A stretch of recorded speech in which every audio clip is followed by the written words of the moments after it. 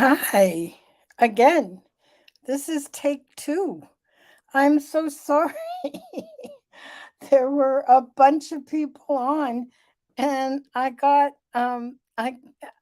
something crashed, and I crashed out for the system. So I don't know if you're going to find this because this is a totally different link, not the one that we usually send to you guys. And Marilee was already there. I'm not sure if I can. Uh,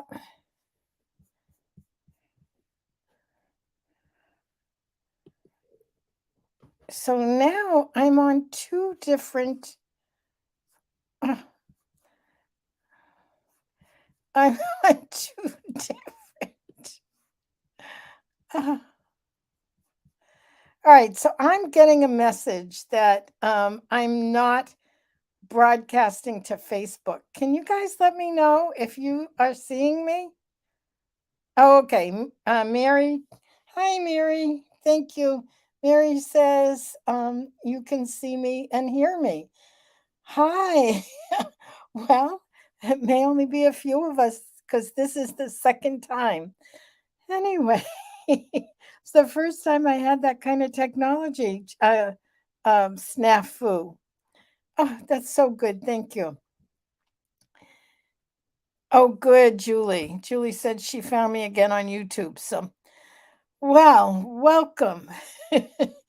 I sort of had it all thought out. I always go like have my little outline that I want to share with you, but this whole snafu, I want to talk about the past couple of days.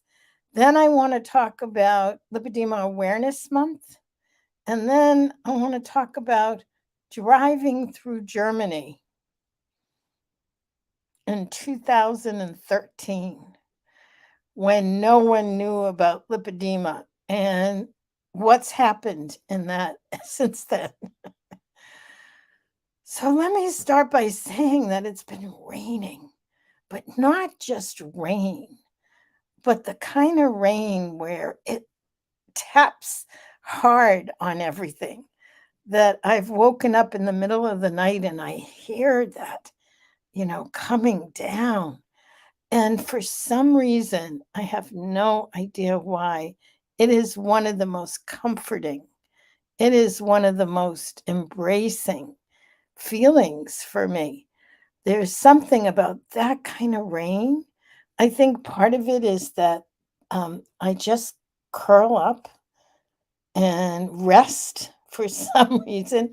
It allows me to rest. It's funny because I've had periods where, with all the surgeries and all of the medical stuff, they have go to sleep tapes, help you sleep tapes, affirmation tapes, whatever, with rain. And for some reason, I'm always attracted to that because there's something so centering and peaceful around it. So I'm coming from having been in this kind of not constant, the rain comes and it goes, which is really good. But I want to share that Lipedema Awareness Month has been very significant for me. Bella, what are you doing? Bella, no. Bella's getting into trouble. She was here, but now she's there. So, it's been a very significant Lipedema Awareness Month for me. You know, I do a lot of putting together the programs. My background as a professor and instructional designer comes in handy. And so I often, um, with feedback and participation from Leslyn and Gail and Siobhan, and we've had, so many guest speakers in, so I do all that. But I also participate as as an attendee. I go through all of what we put together. I go through it and I look for solutions for myself. I look for solutions for whatever it is that's going on in the current moment. And my current moment, as I've shared numerous times, have been central lymphatic issues and a struggle with swelling and weight gain and ugh, all kinds of medical issues. Well, I had surgery a few weeks ago. I'm feeling better. And it's a funny thing because I hear this often in the pain clinic. You know, we have um, webinars in the pain clinic, and people will say things like, I didn't know that I was in pain. I know that now that I'm not in pain anymore, I can recognize that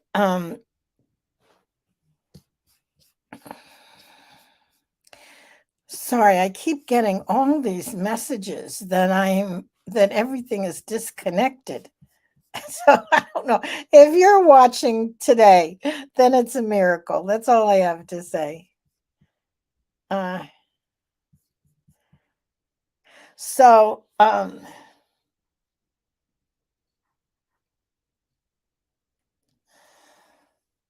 so as an attendee this Lipedema Awareness Month, my focus was on what can I do? What can be different? What could I be able to do for me? And as I say to everyone again and again and again, listen to your body. Listen to your body. Your body is talking to you, as Dr. Carmody has told me for many, many years. And we tell you, you have the wisdom. The wisdom is in your body for you. Well, I did that. And I got a clear message to go back to. Um, so I've been in Overeaters Anonymous for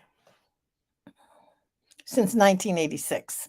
That's a long time. I know it's 30 something years. I think it's, I don't know, 37 years, something like that, but it's a long time. And, but I haven't been able to work with a particular food plan that always worked for me. Then it stopped working for me. And then I tried everything under the sun, absolutely everything. And I'm one of those people for some reason why I don't know, but keto has not worked for me in the same way that it's worked for a lot of other people. I love keto. I've worked keto. I did a carnivore stint where I did 4 months of carnivore.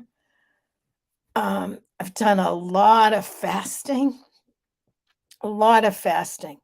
And with everything I've done, I can sincerely say that the result was an increase in weight gain. Now, part of that was the swelling. I literally gained over 20 pounds in 2 days in the hospital from all the fluids, and the fluids were not processing out. So I've had to do a whole lot of stuff to try and get the fluids to process out. But what I did, and this is what I want to share, is that I went back to something that worked for me for over 27 years, which was weighing and measuring 3 meals a day with nothing in between. And I have a week as of today. And so this came out of the challenge. We often, I mean, the purpose of the challenge was to give each and every one of the ladies who came to the challenge an opportunity to see what can make a difference in your life. Because whatever makes a difference in my life isn't going to help you or anyone else's, Julie or Mary or Marilee or Stuttering John. we have Ada, the people that I see right now on the chat. You know, any one of you, each one of us, we have to find what works for us.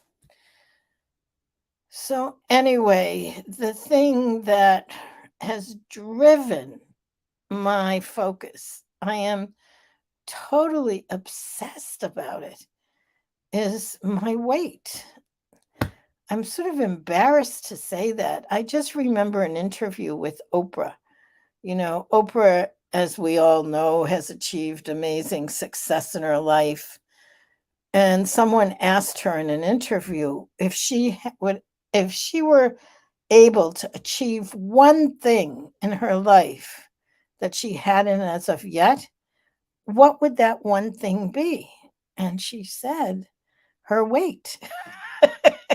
You know, she's a billionaire. She's got houses, got one in Maui and one in California. God knows how many houses she has, you know, and has influence and has impacted so many of us. You know, she's a pretty amazing woman. And I thought to myself when I heard that, I was, aha, I'm not the only one because that's so for me. So, so some of the good news is that my swelling is starting to go down. My face, believe it or not, was much worse. I have an appointment on Wednesday with someone in the Boston area who specializes in head and neck and face and upper body edema from lymphedema because that's what's going on because of the central lymphatic issues. So I think having someone will help move it along, but I'm doing my part. It's one of the first things I learned um, in the 12 steps, which for me was and continues to be a baseline, is, you know, do my side, do what I can do. And that is at this point weighing and measuring my food 3 times a day. No more, no less. So we'll see. And also, it is with great resistance that I say that I put my bathroom scale away. So I have made a commitment to weigh myself only once a week. Only once a week. I cannot tell you how hard that is. You know. So while lipedema is not our fault, and while the weight is not necessarily responsive to diet and exercise. And this may be a total exercise in just faith and trust. There's a calmness. There's something that I'm so profoundly appreciative of. Ada says, asks a good question. And I think it's an important one. Why does keto not work on some of us?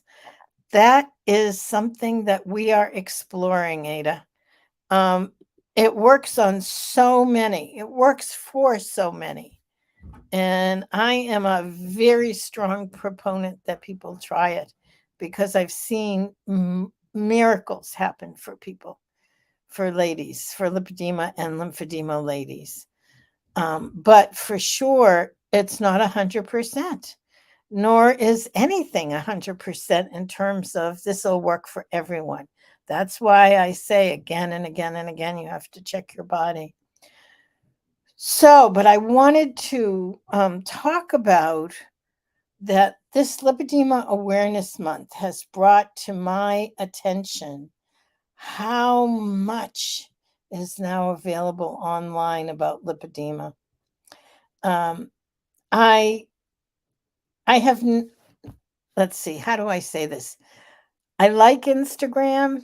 I'm just so busy. I don't spend a lot of time on Instagram, except recently I've started to spend more time on Instagram because I've noticed there's so much about lipedema. And there are numerous influencers. We had the Lipedema Mama, Sean. Her last name is Bigby, and she works with another woman, another lipedema. They all have variations of lipedema, something or other in their name. So Ashley, they both live in Texas, and they started a podcast. Wonderful young women, young women. I think they're in their 40s, which is young. Because, my generation, I'm in my 70s now. Um, and when I started this, I was in my 60s because that was the point at which it became very clear that something was wrong. So that's where I started to, look for answers. And I was 60. I must have been, I'm 74 now. It was about 12 years ago. So I must have been about 60 or 1 or 2. Amazing.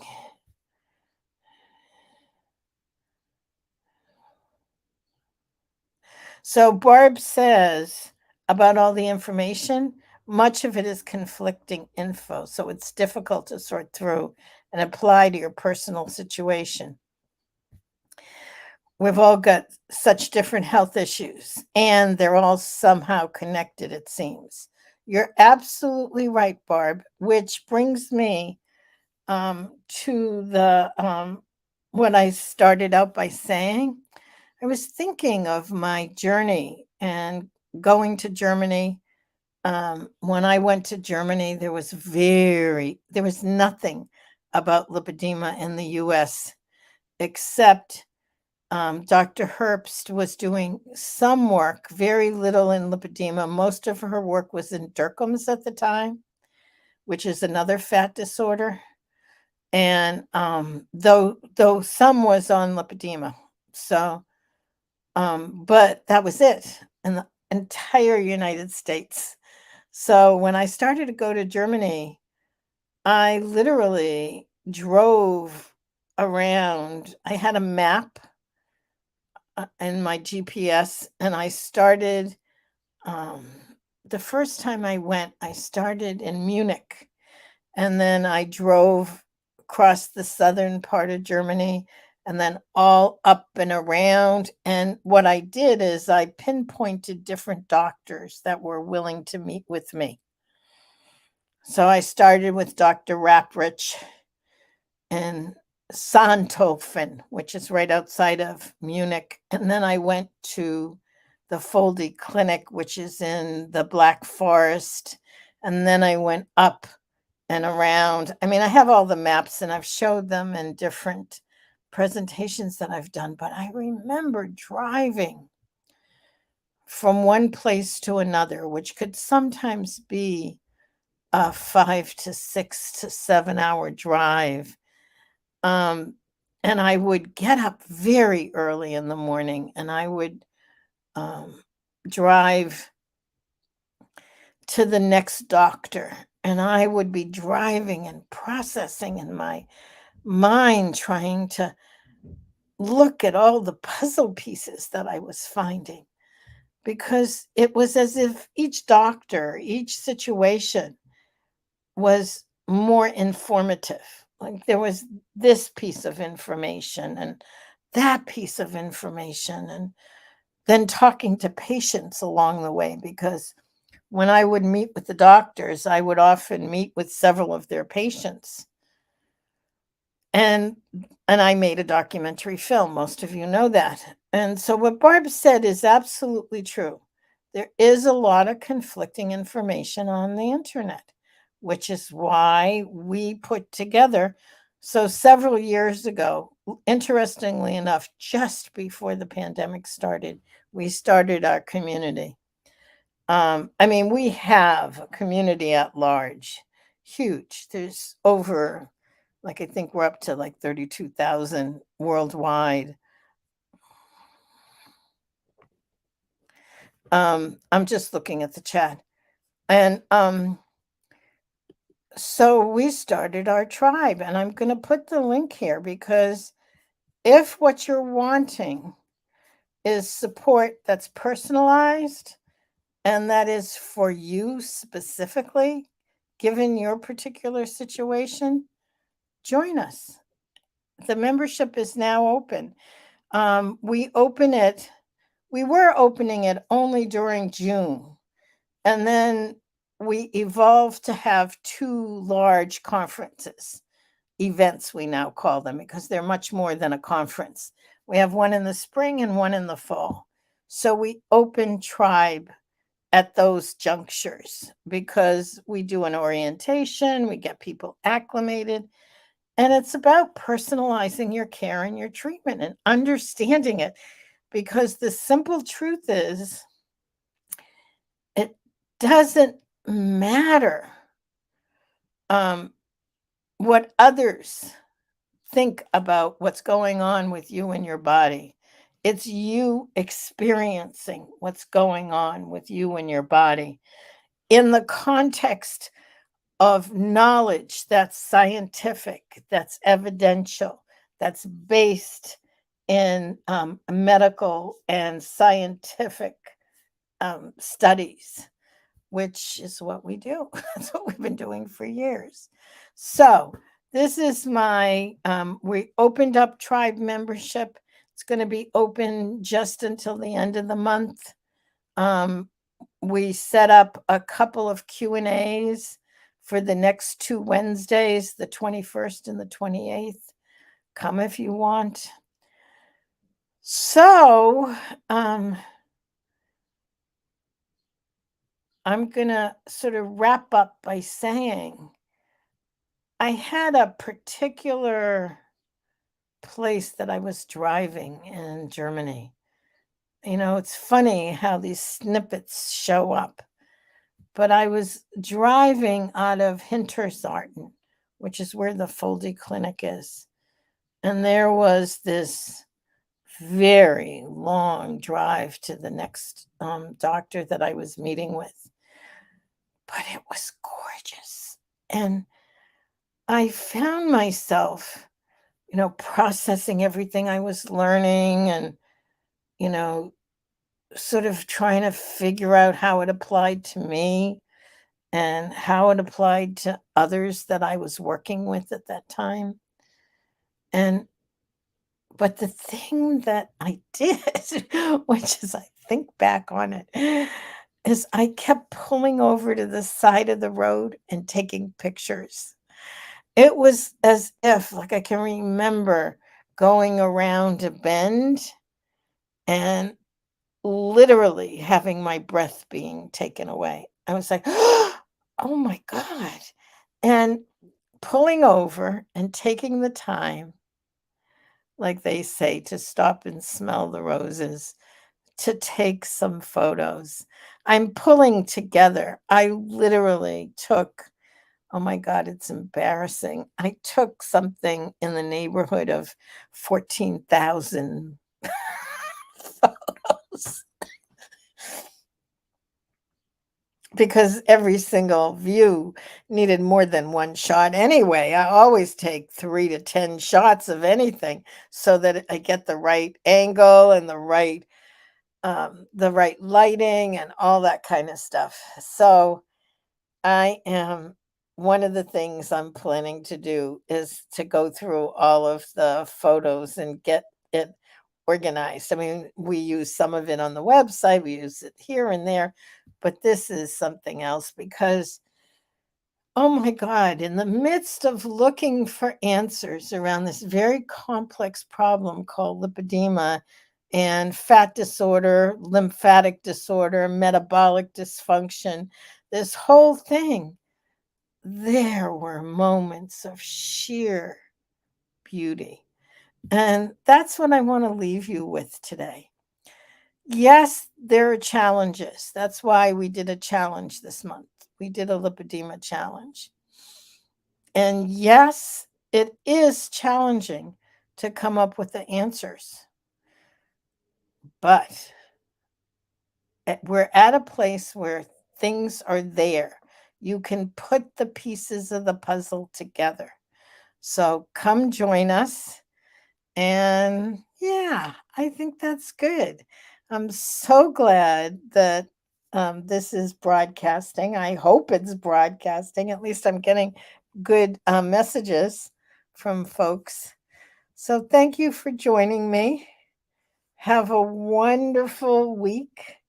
Have a wonderful morning, afternoon, evening, wherever you are on the planet, because I know we have people from many places. And I would like to invite you our next open Q&A session. We have been doing this. It's part of our challenge, and you just need to sign up for it. Oh, here, let me give you the link. Hold on. Banners.